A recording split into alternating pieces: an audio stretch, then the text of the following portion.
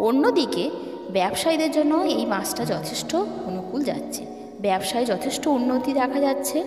প্রতিভা এবং অভিজ্ঞতার ভিত্তিতে ব্যবসার জন্য নতুন পরিকল্পনা আপনি যা করবেন তা অবশ্যই কার্যকারী হবে। আপনি ফলাফল পাবেন। ব্যবসায় আপনি ভালো আয় করবেন, আপনার ব্যবসাও সম্প্রসারণ হবে।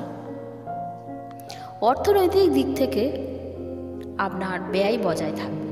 অপ্রত্যাশিত ব্যয় সামনে আসবে, তাই আপনাকে আলাদা করে টাকা জমিয়ে রাখতে হবে। আর্থিক জীবনে আগত সমস্ত চ্যালেঞ্জ আপনি দূর করতে পারবেন। মাসের শুরুতে বন্ধুদের সঙ্গে হই হুল্লোড় করে সময় নষ্ট করবেন। ভাই বোন আত্মীয়দের সঙ্গে দূরে কোথাও যাবেন, যা অর্থ ব্যয়ের অন্যতম কারণ হয়ে দাঁড়াবে।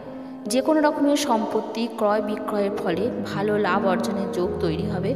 শনির প্রভাবে পরবর্তীকালে আর্থিক পরিস্থিতি